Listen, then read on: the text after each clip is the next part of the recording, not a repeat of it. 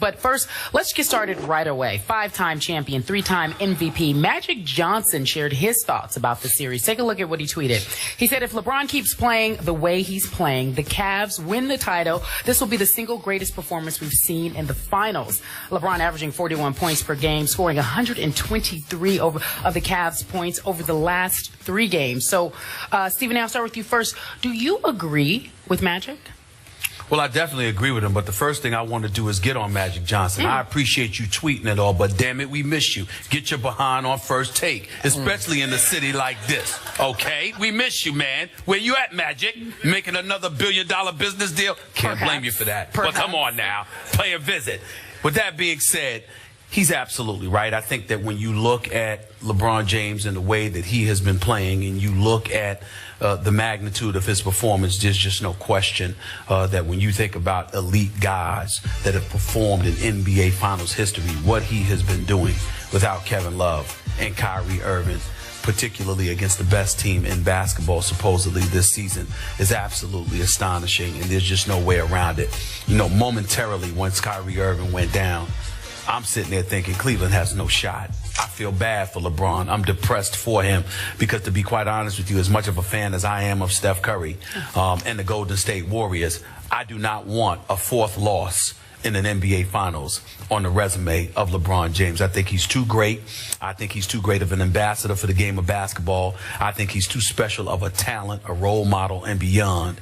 I don't want to see him lose these finals. And so when you lose 2 of your primary weapons and you're thinking it's over, and then to watch this brother perform the way that he has performed, I can't say enough. And to me, what Magic Johnson said about him is just further validation, because when it comes to the game of basketball, who are any of us to be sacrilegious enough to disagree with the great Irvin Magic Johnson? It is rare that I have done it. I'm entitled to do it because part of the reason I know basketball the way that I do is because of what he taught me. But in the end, it's still in all its Magic, and his words resonate profoundly. You know how much I love Magic Johnson, and he is on my Mount Rushmore, and we're about to discuss Mount Rushmore here in just a minute. Yeah. But I'm about to be a little sacrilegious here because I'm not ready to go this far at this point. Obviously, your Cleveland Cavaliers here are halfway home, but only halfway home. And I'm saying to Magic, I get where he's headed, and I know where you're headed. If LeBron James is the deciding factor on closing this deal in 2 more finals games, obviously it will be hailed as the greatest achievement of LeBron's career. But I got to tell you, I'm just looking at the first 3 games. Pump the brakes. Hold your horses. I need to see more from LeBron James. Love what I saw from him down the stretch of Game 3. And I sat right here in this chair 24 hours ago, and I paid tribute to LeBron James because he made 4 straight clutch free throws. No doubters. All 4 of them. Swishes. I'm in awe, man. That was good because LeBron has struggled, as we know, historically in late-game free throw shooting situations. But now this question, maybe a little prematurely, is forcing me to look back at games 1 and 2. And I'm going to have to be objective here because at the end of game 1, regulation, LeBron James, I thought, made the wrong choice. We know, we've seen him do it before. He pulled up, stepped back, took a fall-away jump shot, and missed it. And then down the stretch of game 2, at the end of regulation, he missed a shot at the buzzer. And then 3 straight times in overtime, I thought he came up small in the clutch. And he was saved by Delly. Delly took him off the hook in game 2. So I have to keep that in perspective if I'm talking about the greatest finals ever. I have to keep this in perspective. I saw in USA Today that the supporting cast, this Cleveland Cavaliers supporting cast, was referred to as a ragtag collection of cast-offs. I'm here to suggest to you today that LeBron's performance is being slightly overrated because the supporting cast is being way underrated. And I think you would agree with me that the Kevin Love injury was somewhat a blessing in disguise because it allowed the emergence of Tristan Thompson. I'm here to tell you, if Kevin Love were in the starting lineup, I'm not sure this would be happening right now. Go ahead. First of all, you're cruel. And I'm going to tell you why you're cruel. Because you know I'm sick. You know I'm struggling, congestion. I got static all in my ears, which is irritating me even more with my headache. And what do? You I don't think even. it's your sickness you is don't, static. you I don't don't hear even. anything. You don't even wait 10 minutes into the show to get on my last nerve. It's just cruel, Okay. Skip. It's just cruel. Okay. Yeah. It's Here's just the deal. what I do. Here's the deal. It is what you do. Okay. All right. I mean, damn. I mean, the Excedrin hasn't even kicked in yet. You know I'm not well, and you're still irritating me already. You didn't even wait a half hour. Here's the deal. We talk about game one. We know that LeBron James made the wrong decision by not going to the rack. All right, we get that. Yep. He comes back in game two, does exactly what we chided him for not doing in game one. You still had a problem with that. He got He didn't fouled. make any of those shots. He got fouled. Well, he got hacked too. He got fouled on 3 occasions where there was no call. But meanwhile, Skip, the brother is averaging 41, 12, and 8. And I'm just saying, and listen, it's not, you are absolutely correct. You are absolutely correct when you talk in terms of efficiency if we're just looking at numbers. But knowing, I'm going to sit there. You call me Stephen Naismith. But here's the deal, Skip Bayless. You were covering basketball when I was in elementary school. You watched more basketball than me. That is a fact. You know for a fact that sometimes it's not about percentages. It's about how you control and dictate a basketball game. And it is undeniable that an offensive juggernaut like the Golden State Warriors have essentially been neutralized in the first 3 games because LeBron James has dictated pace. He's controlling the game on so many levels that Magic Johnson's operative word was if. If LeBron I get it. Continue, he didn't sit there and say it was finished No, product. he did not. He said if. Okay. And you ignored the word if. Okay, I'm not ignoring it, but here's an if, and, or but on Kyrie Irving. The loss of Kyrie also came with a silver lining, to your point, because it forced LeBron James to be the primary ball handler. What do I always say about LeBron? Best point guard in the NBA.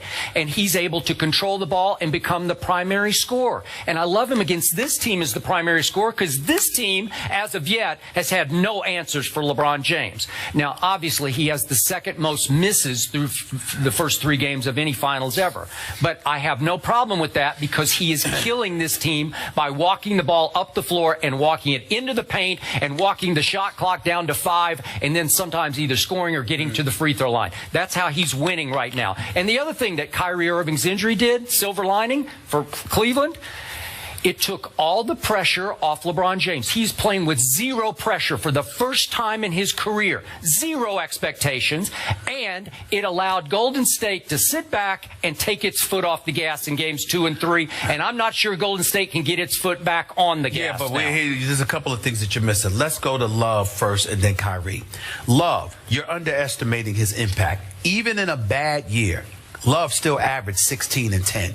In a bad year for him compared to the numbers that he puts up, Kevin Love is a sniper from long range. Okay. His ability to be out on the floor, spread the floor. You also have to remember there was 16 to 17 games this year. He didn't even play in the fourth quarter. So Tristan Thompson was going to be in there anyway. The point is you're underestimating the importance of having that extra body to keep guys fresh. Okay. That's point number 1.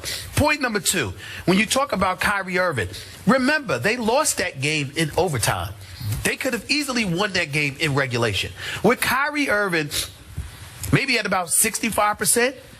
And he scored 23 points, and he was 23, great. 4 7 steals, and 6. had I'm the 2 telling you blocks right now. I'm telling you right now, and I've said this before. I get it. You talk about pressure all you want to. Kyrie Irving and Kevin Love, with the personnel they already had in place, I would have picked Cleveland to win this series in 5. In 5? In 5, they'd have took Golden State so you out. would rather Kevin Love be playing 70% of the time? No, Kevin Love would not have been playing. Yes, he would have. No, he would not have. If he was healthy, no, he would not have. Skip, he wasn't playing 70% of the time when he was healthy. He would sit some fourth quarters. That's right, Skip, and that's what I'm saying to you. Okay, again, 3/4 of a game is 75%. Skip, arguing by not letting me make my point. You're not letting me make my point. I'm saying to you that when you are able to have bodies and throw versatility at somebody, You can dictate pace in one-dimensional ways like LeBron is doing, or you could sit there and manipulate the action by throwing a bevy of looks at somebody and setting the pace. Now, you might give up a few extra points, but that's because you're flowing the way that you want to flow, and you can turn on the afterburners at your discretion. Imagine if you didn't have to do it for 4 quarters. Imagine just for 12 minutes, 10 minutes, 5 minutes, you're able to take the lineup that you have right now, fresh, because Kevin Love and Kyrie Irving was already in the lineup, and throw the kitchen sink at Golden State at a moment's notice to derail them. Okay. All of a sudden, you can make that difficult as well. So there are various ways to skin a cat. All I'm saying to you is that as great as the Cleveland Cavaliers have performed in terms of expectation, do not underestimate how much better off they would be with Kevin Love and Kyrie Irving available to them. Because then, I believe, as much as I like Golden State, I believe Cleveland would have blown them out of the building. Well, they blew them out the other night. They're up 20 late in the third quarter. No, I'm just saying to you, okay. But what you saw by the 20 up in the third quarter, they would have been doing that throughout the series. Okay, we have 2 more big wins to go for LeBron James and company. The target for the greatest finals I ever saw one man play was the 1998 finals, the last of Michael Jordan's 6 rings. Remember Game 6? You were there in Utah. Okay, Utah had home court advantage, and the series was 2-3-2. So the last 2 games were at Utah. In Game 6, Scottie Pippen hurt his back early in the game on a dunk, was incredibly limited, ended up scoring 7 points and 8 points in the game. Michael Jordan went for 45 in Game 6, and you know how it ended. Holding the pose on Brian Russell, making that shot that won the championship, because I'm not sure Scottie could have gone in a Game 7 at Utah. That was the greatest individual performance I've ever seen against 2 Hall of Famers in Karl Malone and John Stockton. So I'm putting that as LeBron's target for the next 2 games to close the deal. Then I'd sit back and try to evaluate those 2 finals. Yeah, but you know, that's real. See, you put me in a bad spot because I love the mailman. And we love the mailman. He's a Hall of Famer. We know that. But if Karl Malone wasn't executing off of a pick and roll, or pick and pop or pick and roll with John Stockton, or he wasn't scoring on a fast break, Karl Malone didn't resemble a Hall of Fame player. You're saying he doesn't belong in the Hall of Fame? I didn't say that. I said he did not resemble a Hall of Fame player outside of those situations. Karl Malone shot jump shots from the elbow, or Karl Malone scored off a pick and roll, or Karl Malone scored off of fast breaks. But with his back to the basket, that was foreign territory because that wasn't Karl Malone's game. Michael Jordan came, and what did he do? Karl Malone had that ball on the block, and Michael Jordan acted like he was going one way and came back and stole the ball and stripped it from him. And took it the length of the floor and shot it. Did he? And it was over. What I'm saying to you, this wasn't Jordan against Kareem in his prime with Showtime. This wasn't Jordan against McHale and Bird. This was Jordan against basically a 2-man team in the Utah Jazz in terms of offensive production.